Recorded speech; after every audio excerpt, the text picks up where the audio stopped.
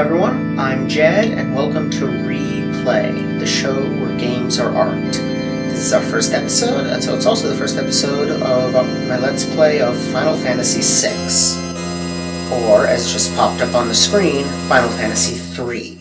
Yes, I'm playing the SNES version, because that's the one I own, that's the one I saved up to buy as a kid. No real deeper meaning to it. I have a couple other versions. This is the one I like. So, let's jump straight in with the intro. And the first thing that's immediately apparent from this, magic is not a benign force in this backstory. This is the first game in the series to do something that a lot of FF games would do in the latter half of the 90s, which is problematize magic. FF7 treats magic as a metaphor for pollution. 8 treats it as a metaphor for the lost generation and the disconnection from cultural values. 9 uses it as a metaphor for capitalism and the commodification of the individual with Vivi. And here we see 6 is using it as a pretty straightforward metaphor of destructive power, the bomb. For fairly obvious reasons, Japan is not generally a huge fan of the nukes, and this is a clear case where they're drawing on that heritage and applying it to magic. This is a post-apocalyptic setting, and we'll talk more about that in later episodes. For this episode, though, I mostly want to talk about the way the game introduces characters, because here's our first ones. We've got Vix, who should be Biggs. That's one of the few straight-up translation errors in the game. And the reason we know he should be Biggs is Wedge. Biggs and Wedge are Luke's friends from Tatooine, I think, in the original Star Wars script. I think only one of them actually made it onto screen. I don't know, Star Wars is not my personal area of interest. But they are meant to be a reference to that. Meanwhile, we've got the introduction of Terra, who's immediately, a sorcerer. She's tied to this danger that is magic. She killed 50 soldiers in 3 minutes.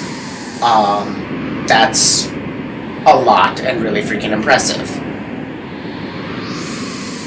And yet, while they're afraid of that magic, the slave crown doesn't bother them at all. It's a complete violation of her individuality, completely strips away the character from her so that we're not really introduced to this character at all at this point because she doesn't exist. The slave crown has stripped her of being her.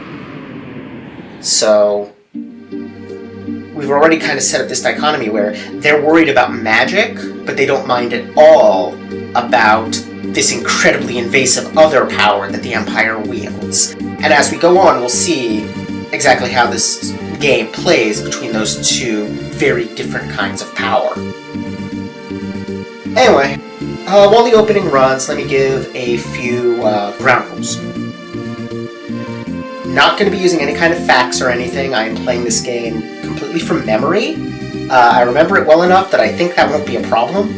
There might be a few places where I get a little bit confused or lost, but what I'll do is in situations like that, or where I'm grinding, if there's a stretch of game where nothing interesting is happening in the game and I have nothing interesting to say, I'll just cut it. I'll fade out, fade back in, it'll be like it never happened. Otherwise, I'm just going to play the game through. I'm probably not going to get every secret. Feel free to yell at me in the comments, but know that it's too late because by the time the first of these episodes goes up, I'm already going to be done playing the entire game. And yeah, that's about it. So let's enjoy this great intro, which really is great. At the time, this was mind-blowing. This still looks pretty good for, Mode 7. And those are cool mech designs. Very, very beefy, very bulky, very powerful looking. You can definitely see, that town up ahead, the lights of which we can see rising in the distance, is in a lot of trouble when these show up.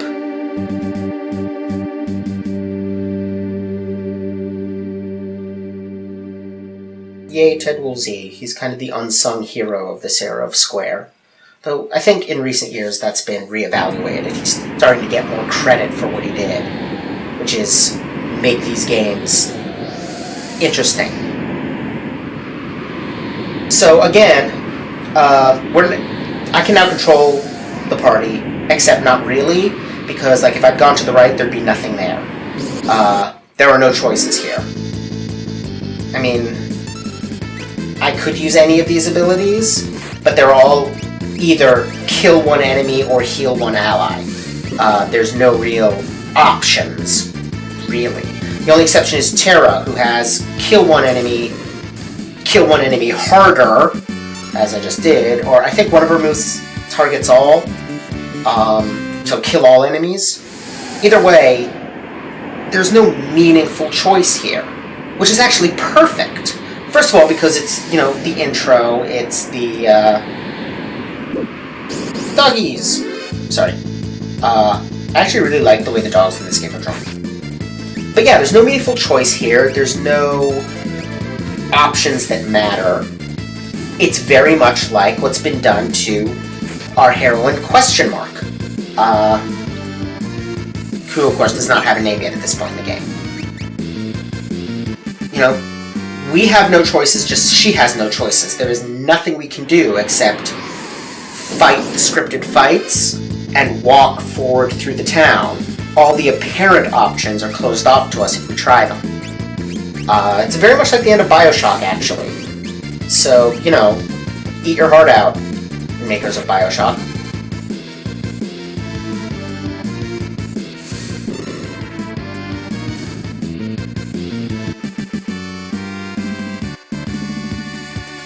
But kind of what that's doing is it's helping create empathy for this character.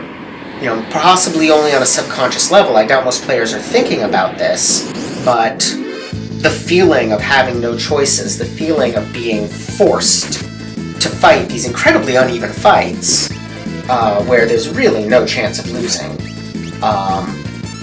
Yeah, okay, so Biobeam is the kill-all. That gives us empathy for Question Mark. It puts us in her shoes. It forces us to experience what she experiences, which is a hugely powerful thing that games can do, and very rarely try, is force the players to experience being someone or in a situation that they would not normally experience. So this is the experience of being controlled, of being a puppet, of having enormous power but no choice in how to use it. That's one of the biggest disconnects between the field sprite and battle sprite in the whole game. Those Vomammoths look nothing like they do out of battle. What's the point? I have to kill them all anyway. I may as well do it as efficiently as possible. Congratulations, we're, 5 minutes into the game, and the Empire has already succeeded in turning me into a murderous monster. That's okay, it's an RPG, I'll be murdering lots more people.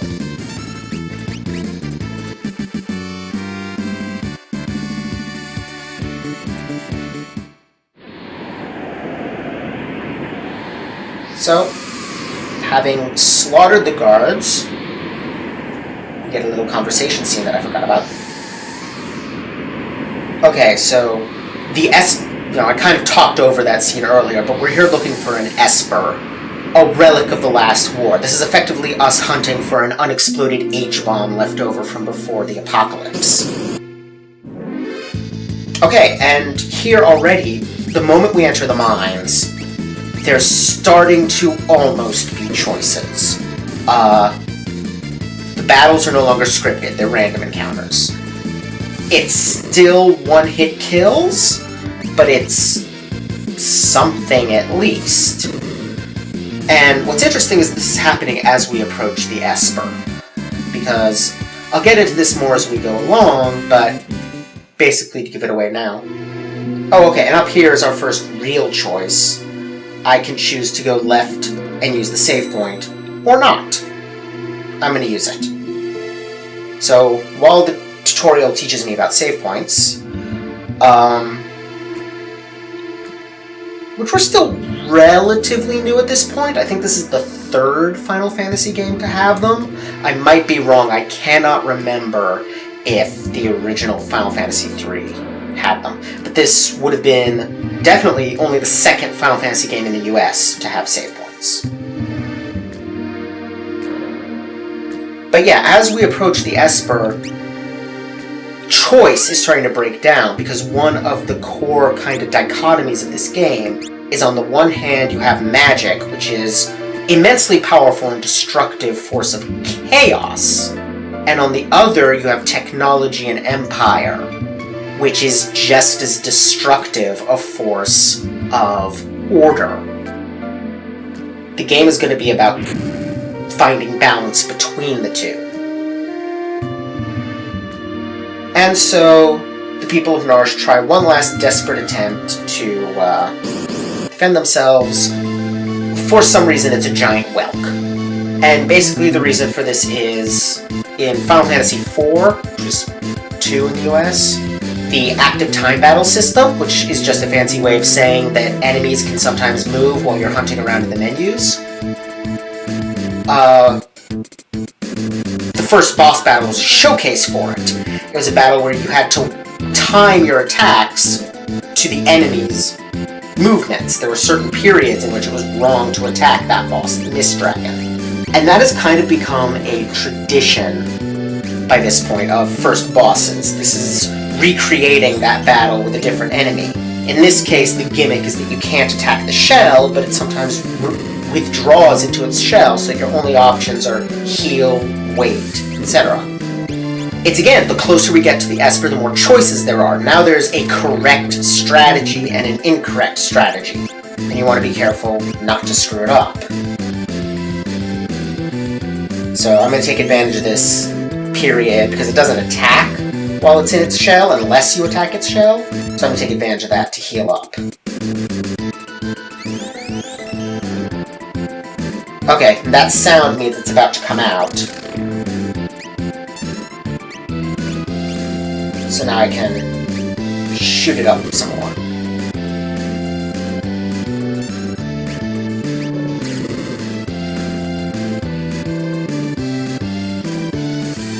It's a little bit of a risk. Okay, but it attacked me, so I'm gonna hit it, because I don't... Okay, maybe it can go into its shell immediately after attacking. Well, I'm about to get zapped. Waiting for it to attack me, then I'll heal. Yeah, Megavolt is a very powerful attack this early in the game. You saw it did a hefty chunk of damage for characters with only, barely 3 digits of hit points. It took off about a third. Okay, it's coming back out.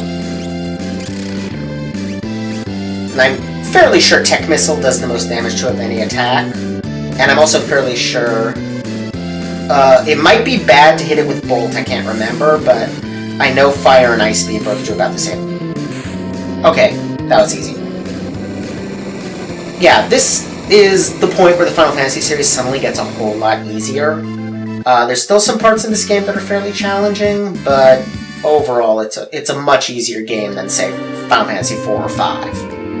Of course, any Final Fantasy game is easy if you're willing to grind. I'm just not.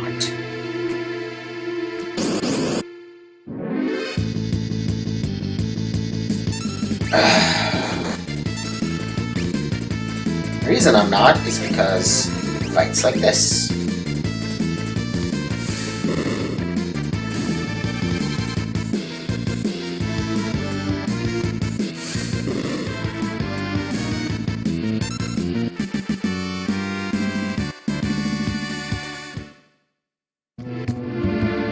Okay, and now we're at the Esper, and here things start to get weird.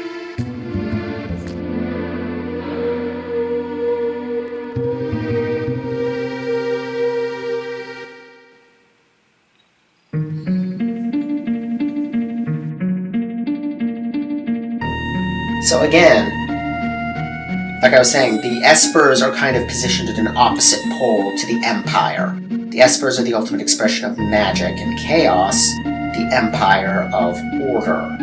And it immediately is connected in some way with Question Mark. Now, her being named Question Mark already emphasizes that there's a mystery to this character. That's what she's introduced as an enigma, as something to be solved. And now we get our first clue. She's connected to this Esper. Well, arguably our first clue was that she had more Magitech powers than the other guys, and that they referred to as a sorcerer, so this would be the second clue. Either way, it's a major turning point for the character.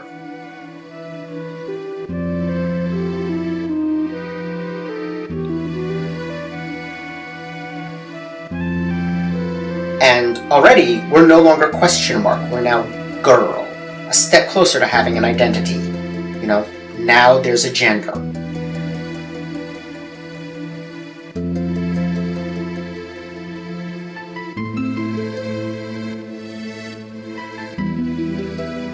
Slave crown really is a tremendously evil thing. We really, right off the bat, have no reason to love the Empire and every reason to hate them, because that's evil.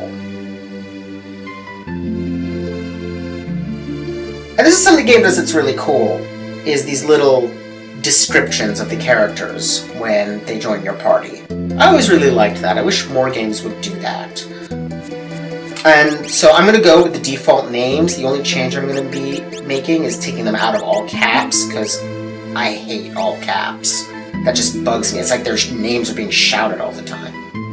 Okay, and now she has an identity, but because we gave it to her, we named her, the player is now implicit in crafting her identity, and that's going to be an important part of this game.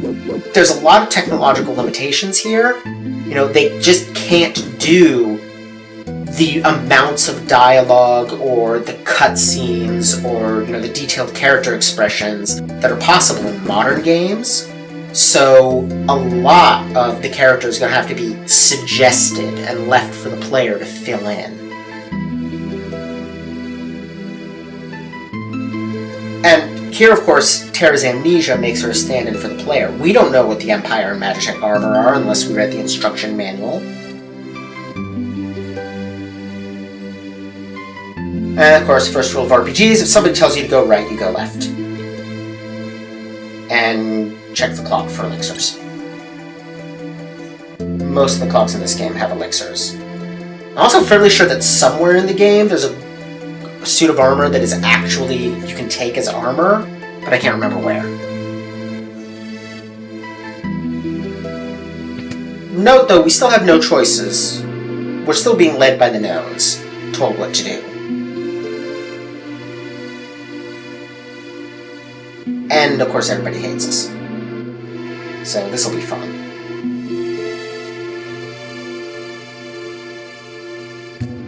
Okay.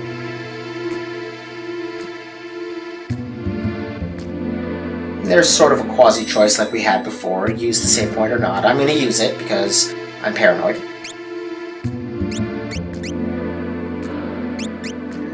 Okay, nothing to change there.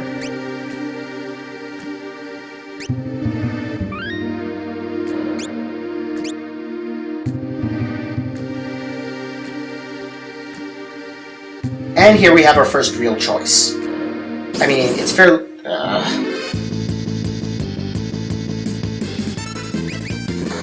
Well, like I was saying, it's fairly obvious that we want to go right because we can actually see the treasure chest on that branch.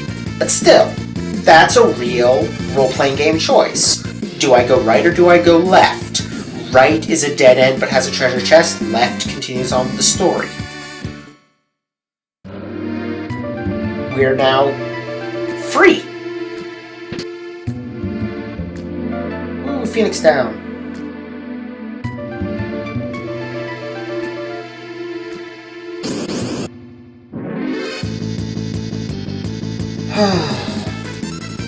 Some of these enemies, man.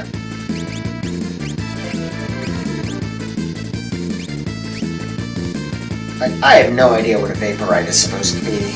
It's sort of a blob of gas? Ah.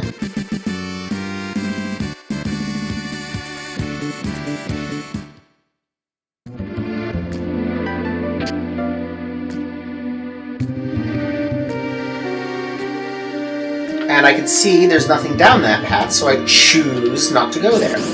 Ooh. I promise I won't emphasize that for the entire game. It's just at this early point, it's kind of cool.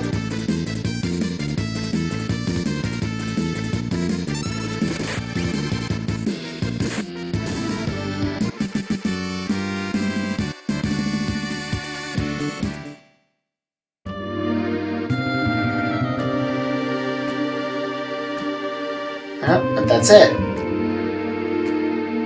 Trapped. And down I go. And here we get something that a lot of later games will use a lot, but it was relatively rare at this point. Mostly being borrowed from anime, which is this idea of trauma, defining traumas as a quick way of sketching in a character. So we get to see Terra, who already there's something weird going on here because she's just sitting there docilely while he talks about taking control of her with the slave crown. And that'll be explained as the game goes on. But she's clearly already pretty controlled by the Empire. And now Kefka, this is our first glimpse of him, sticking the slave crown on her head, and then we see the aforementioned annihilation of soldiers.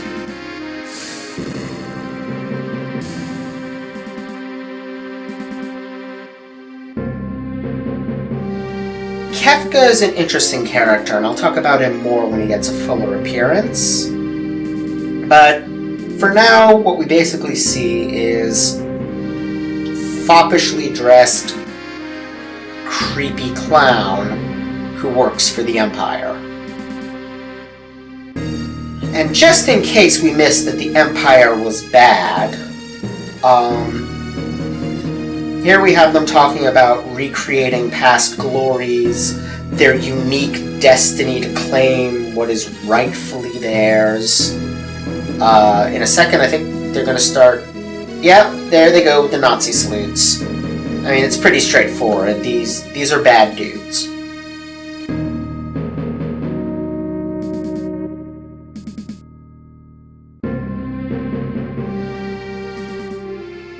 So we've got Terra... You know, that's a bad day that Terra had. She's been having a really bad day so far. Cut away from her. We'll be back. Because it's time to introduce another character. And it's going to take the completely opposite way of introducing this character. Though later on we will get his trauma backstory.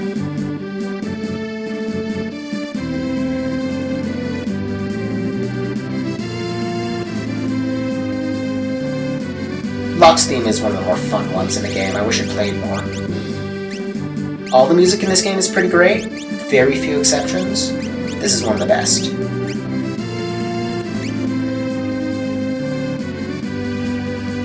And there we go. Polar opposite to Terra. Terra doesn't know who she is. Locke knows exactly who he is and will correct other people when they get it wrong. He's asserting his own identity as opposed to letting us craft it for him.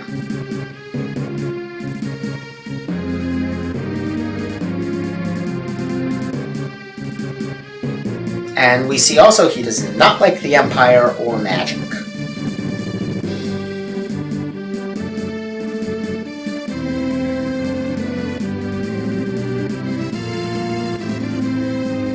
This is a slightly odd scene, given that later on we learn that Locke is the contact with the returners. I think it's just a translation issue. That, or it's being said for the benefit of us in the audience.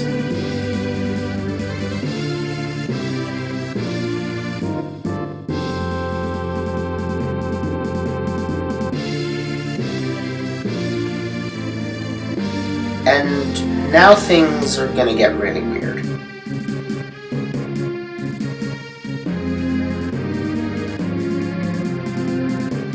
Right. Narshe troop guys.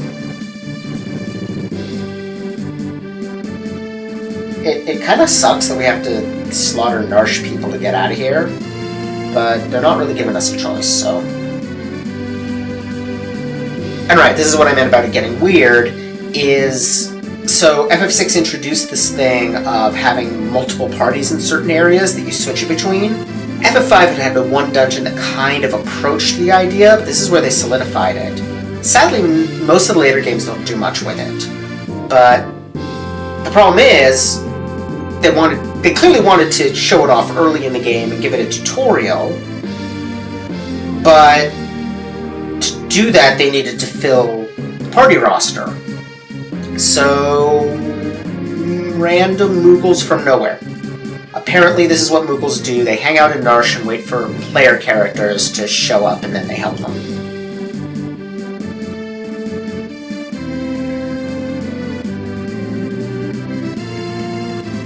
Now, the interesting thing about the Moogles is that they all look exactly the same. As a result of which, Mog is the only player character who has a non-unique sprite. He's not in this group. But they all fight slightly differently. They each have a different weapon animation, for instance.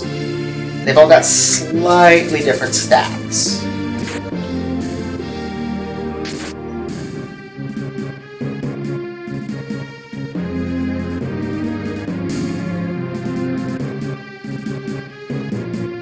And I want to avoid using Locke's group too much, because I want him to face the boss.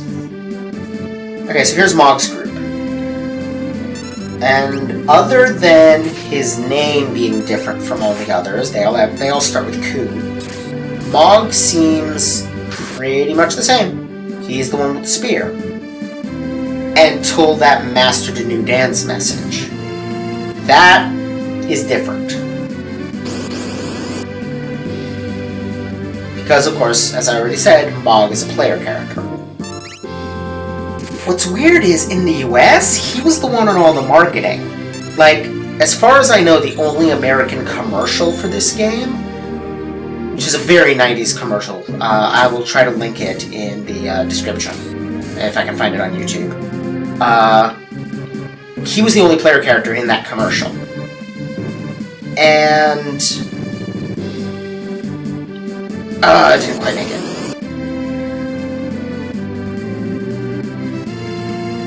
He's also on the box art for the US release, the original Super Nintendo logo. I don't really know why. I guess they were kind of trying to play him up as the cute thing with attitude, but, I mean, he's an entirely optional character. It is completely possible to play through the entire game without ever getting him, though if you do that, you lose another character as well. But, I mean, it can be done. This is the only time in the entire game that he has to be in your party. You can skip the side quest to get him in the World of Balance. You can skip almost everyone in the World of Ruin, so it's really entirely possible to never get him. And that guy slipped right past me, didn't he? Dang it. I want to use Mog's dance. But anyway, I've always liked Mog. So I'm going to probably use him a lot in this playthrough. As much as I can. So, yeah. Let's try out that dance. It did nothing. Wonderful.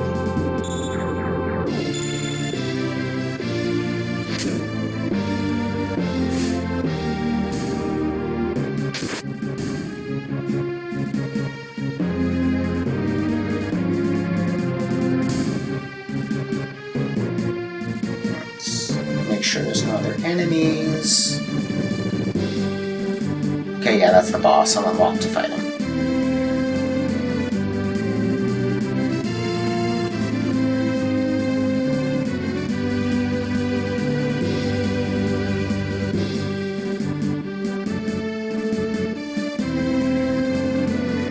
Better heal up.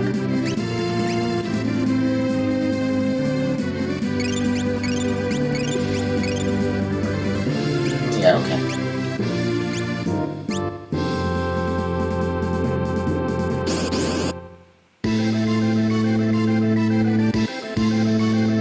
Ow.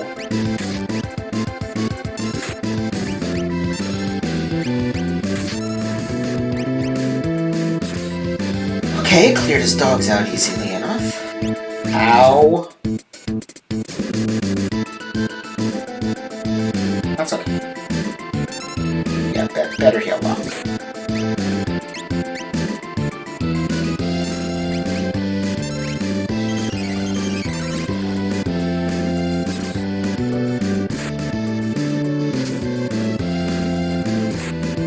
Ow.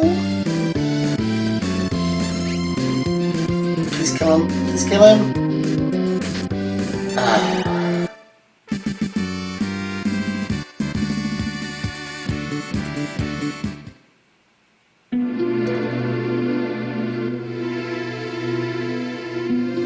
And so that random Moogle interlude ends.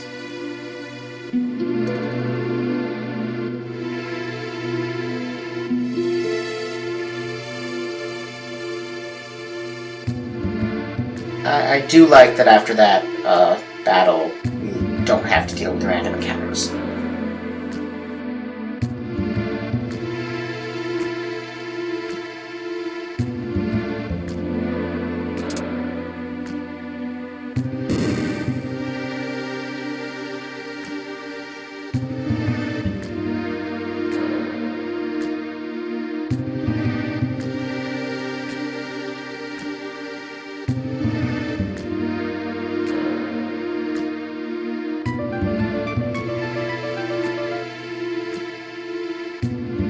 I don't know why Locke is so surprised. She's the main character of a Final Fantasy game. Of course she has amnesia.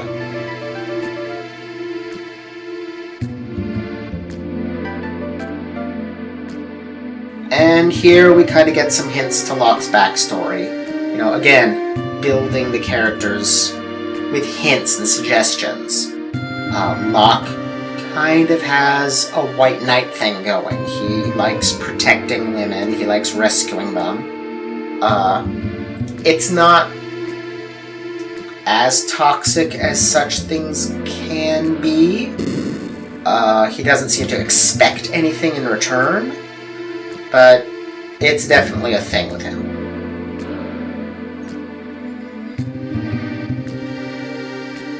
Alright. I'm gonna go in here to heal up and maybe get some... I think there might be some treasure chests in there? Oh, I actually am healed. It's interesting. Well, either way, I think there's some treasure chests in there, so...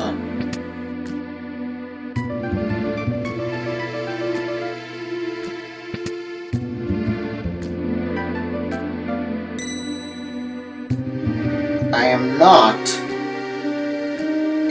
despite that being a classic piece of video game advice, I am not going to attempt to talk to everyone, especially in tutorial land. Yeah, okay. And this is exactly why I won't be talking to everyone.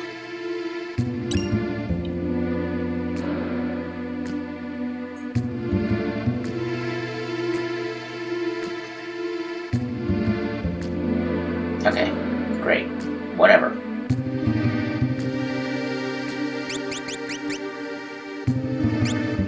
Yeah, I don't think I have any. I could have sworn somebody here gave me something, but maybe I'm misremembering. Wow. Treasure chest full of dog. Great. And I got nothing.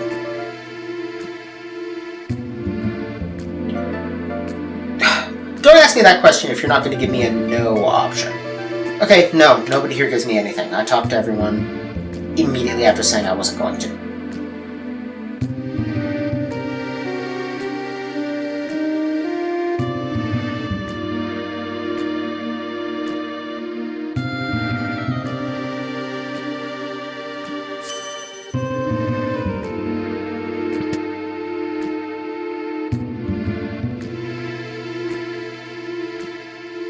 Okay, nothing there.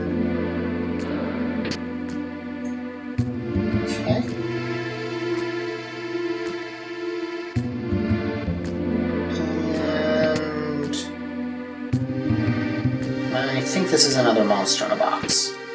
No. Huh.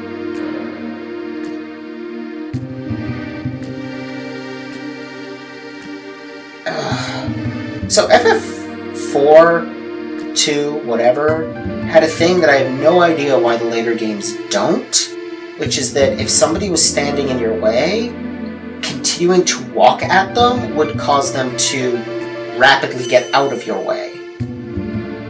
I don't know why they took that out. It was great. I mean, there were one or two places in the game where it could cause odd glitches, but still. Okay, yeah, we're not going back in there anytime soon. And so, once again, we're reminded we're headed to Figaro Castle.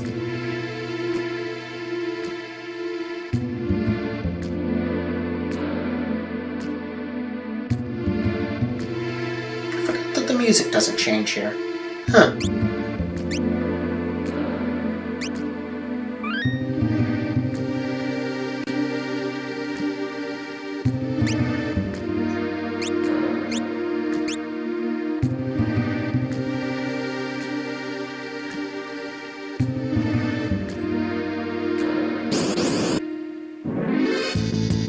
Oh man, leafers.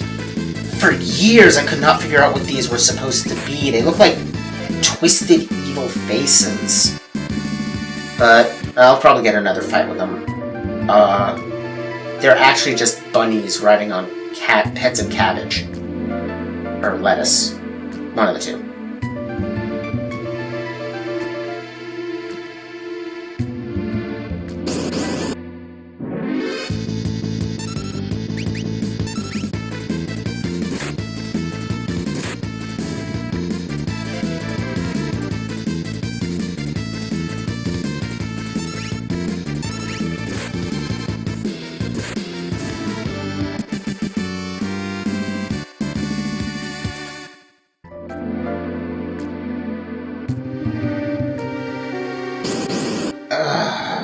Okay, so desert encounter rate sucks. Thankfully, we won't be spending much time in deserts in this game.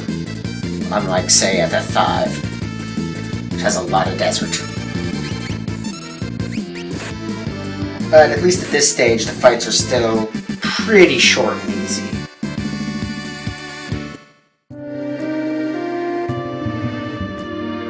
And you may have noticed that I am something of a fanatic about saving often and in complicated patterns. Get used to that, it'll be happening a lot. And here we are, Figaro Castle. Where Locke is apparently known. Presumably Locke, not Terra. And another great music track.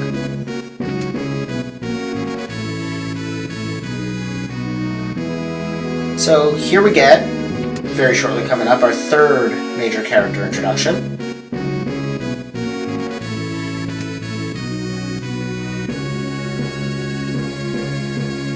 Edgar.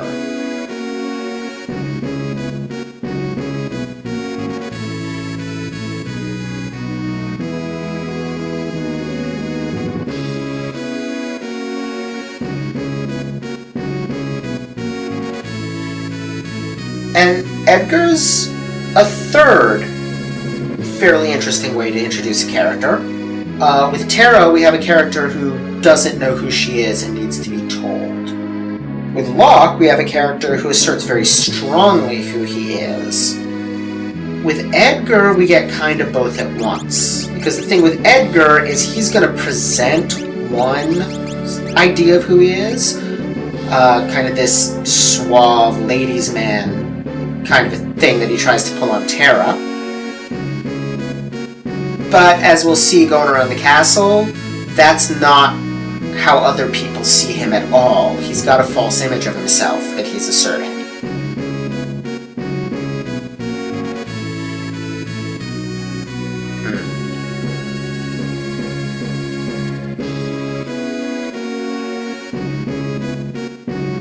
Which, you know,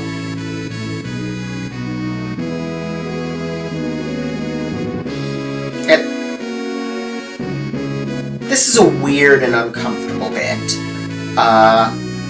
Edgar presents this facade of being kind of this, like I said, ladies' man kind of a thing. The truth is, he wants her for her abilities. At least, this is how I always read him based on other stuff elsewhere in the game. And Terra's very confused by all this. She is not used to romantic attention. She's honestly, we'll see this more and more as the game goes on. She's on control now. She's honestly got a very constrained upbringing, very loveless, and she's very confused about relationships with other people of all kinds, friendship, family, romantic, everything. She's kind of lost with. So here we start to get a sense of kind of what the people of this world are like, what they care about. They're worried about the Empire. Nothing up here.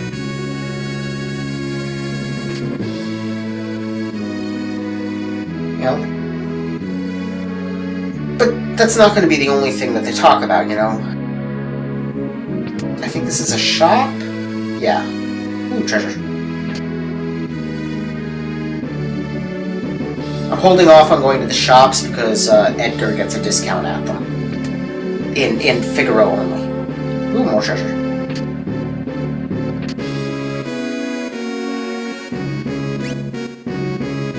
Except I can't remember if I actually get a chance to shop here with him at this point in the game. So I'm gonna buy his tools just in case, but I'll hold off on buying items, I think.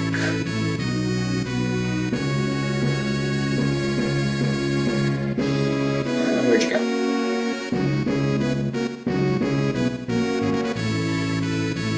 For example... Yeah. We'll see in a bit what nonsense is meant by high-tech devices.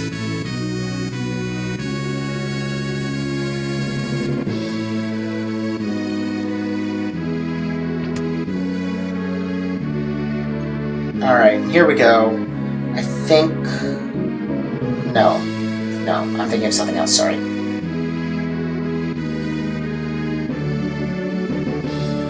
Aren't you a scholar?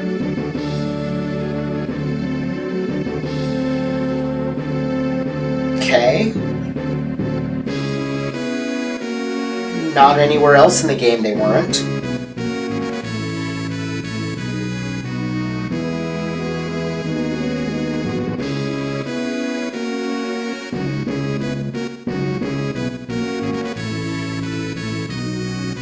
I think all of the Chocobo guards say that. Yeah, they all say the same thing.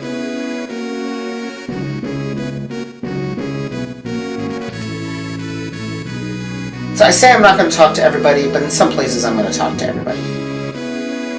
Because, like here, I'm looking... Like here, we get a little bit of interesting stuff about their economy.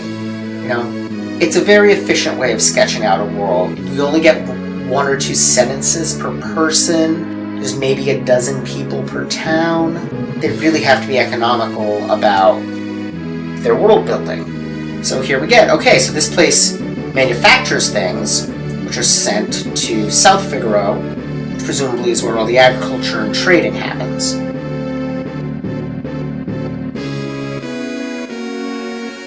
Yes, sure, they're allies. No, not yet. Okay, and here we get... So, Edgar acts like this big ladies' man guy, but the actual women of the town aren't interested in him.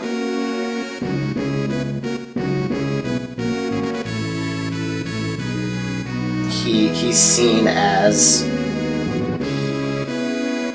I don't know, too much of a ladies' man, too frivolous? It's hard to say exactly, but it's obvious that his technique, as he calls it, doesn't work.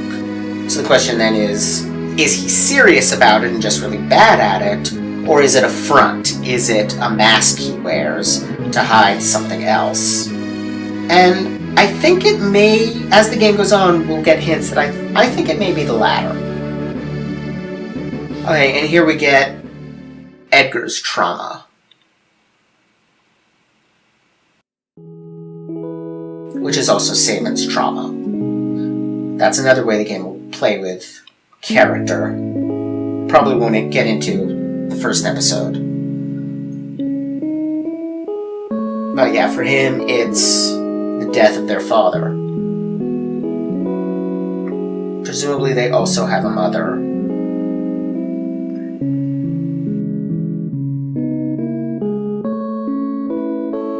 Oh right, I actually get to name Sabin here.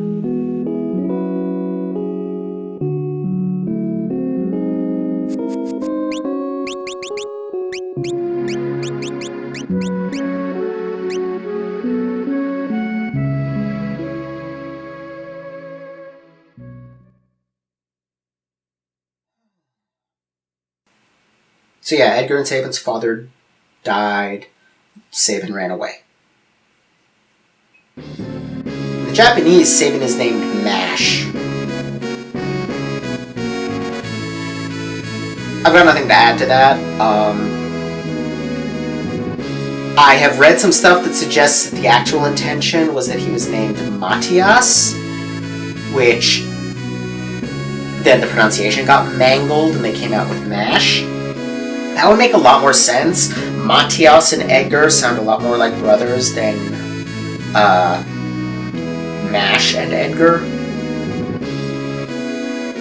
But on the other hand, in the Japanese, the game has a character named Cayenne, so it's also possible they just thought it sounded good. Okay, nothing back there.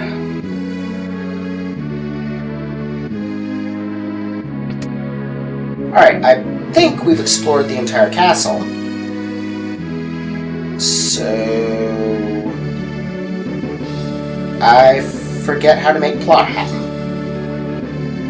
I think it's either going to sleep or going to the throne room. Let's try the throne room.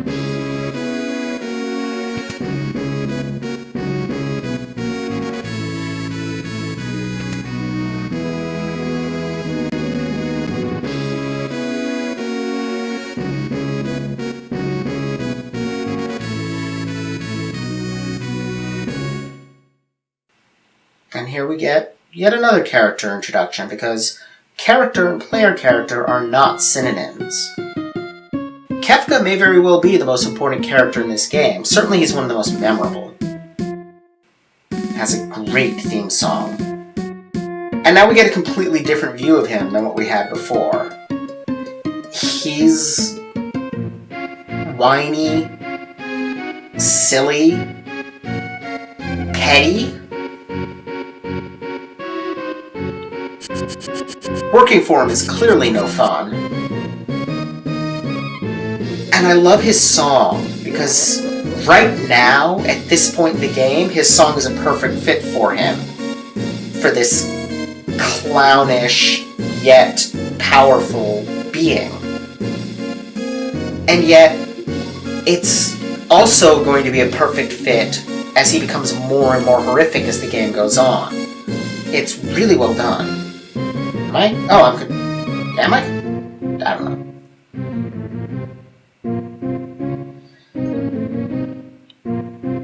Let's see.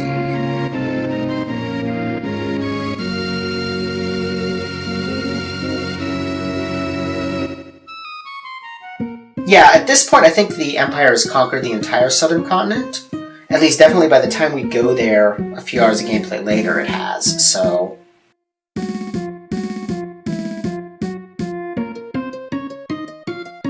Girl of no importance. Sure she is.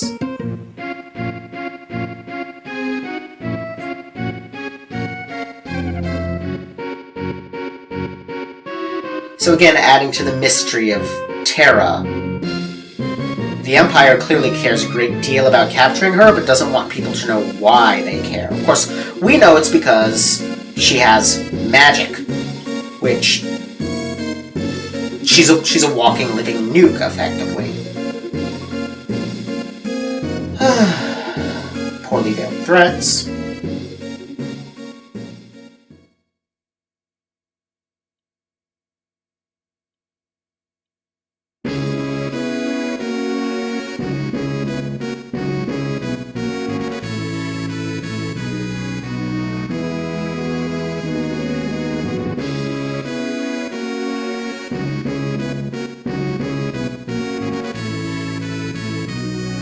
This happens a lot in the early game. Terra kind of gets shunted aside and pulled around a lot. She doesn't really start becoming an active player until quite a bit later in the game, which I think is why it's a little bit up in the air as to whether she's the main character or just part of an ensemble. Personally, I would say that kind of that she and Celeste trade off on who is the main character, but I think it is Terra at this point.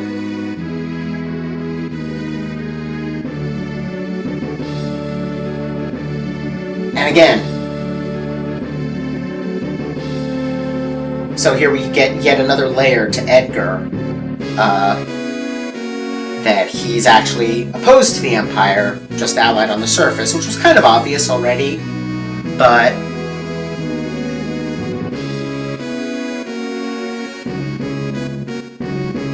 and here's Terra trying to figure out who she is, and Locke really isn't helping matters by telling her that what she thinks she knows is false.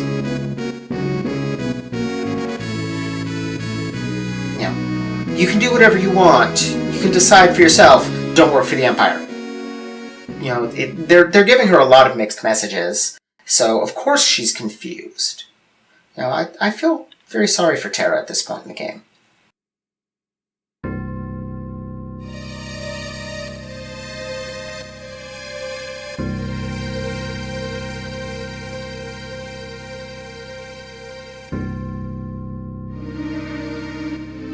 You'll notice at this point, although the bulk of the time we've been in control of Terra, as the player, I've been each of these 3 characters. The game won't be able to keep that up for all 14 characters, but it is kind of cool that it does that early on. It does add to that ensemble feeling.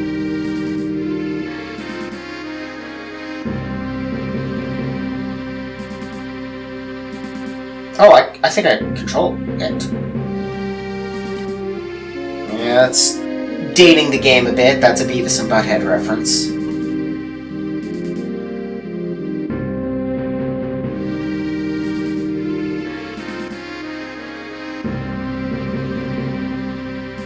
Okay.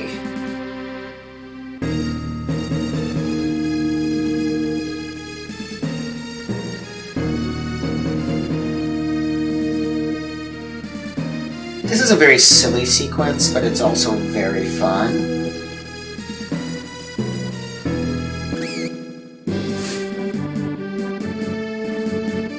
Because, you know,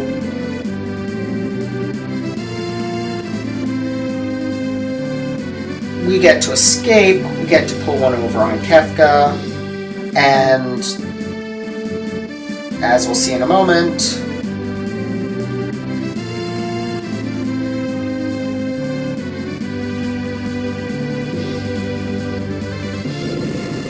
the whole castle sinks into the earth. I will freely admit, knowing that this game came from Japan, the first time I played it, I expected the castle to turn into a giant robot. But no, it just turns into a drill. And Gurren Lagann being decades in the future, the two things are not equivalent.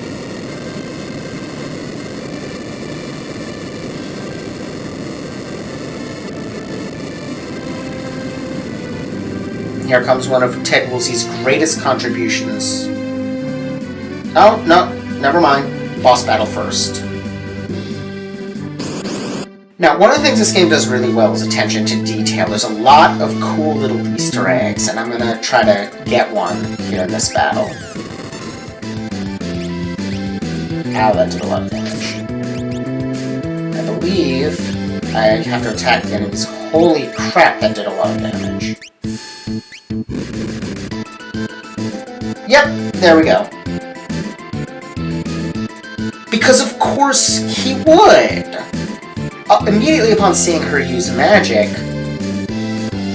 I mean, that's this ancient lost power that's nobody's seen for thousands of years. Or 1,000 years, I guess.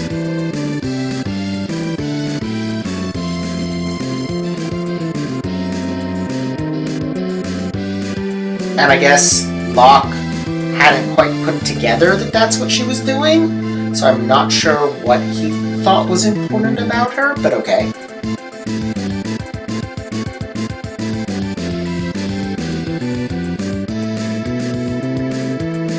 And of course, Terra's a little not sure how to take this. Because again, you would be. Now, she has no idea what's going on. She has no idea how she can do this. So I like Locke's attitude, you know? But again, this is him jumping in to protect the girl in trouble, because it's what he does.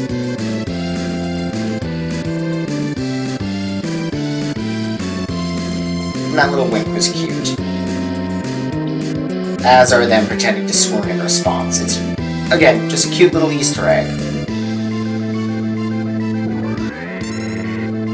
Okay, good. That'll give me time to continue stealing and to heal. Because they're confused at the moment.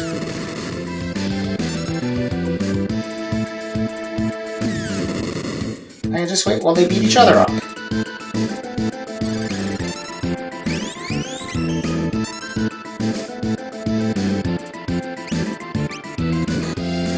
Oh. May as well attack him once I'm confused. And we're done.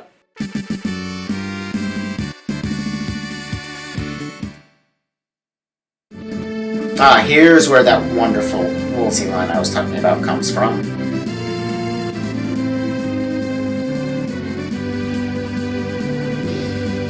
Son of a submariner. How great is that? That is why Americans love Kefka, while the Japanese are kinda on him. Woolsey.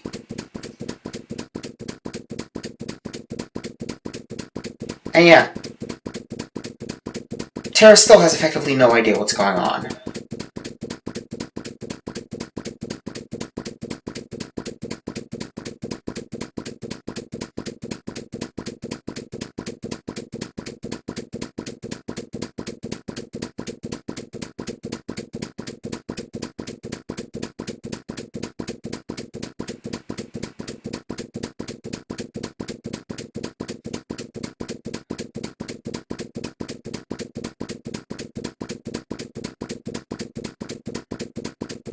And there Edgar goes, sticking his foot in his mouth. I mean, as we'll find out, Terra isn't completely human, but still, way harsh dude. So this is kind of very effectively sketched our three characters. Terra is confused, doesn't know who she is trying to find out. She's our main character, she's the one with the most potential for growth. Locke knows exactly who he is, tends to throw himself into defense of women, got kind of a white knight thing going on. Edgar thinks he's the white knight, he thinks he's Prince Charming, but he actually sticks his foot in his mouth more often than not. And he's got kind of this cunning, trickster side to him as well. So that's our initial three characters. It's kind of the initial hour of the game. I think call the episode here, and we'll come back next time with another character. Thank you all, and see you next time.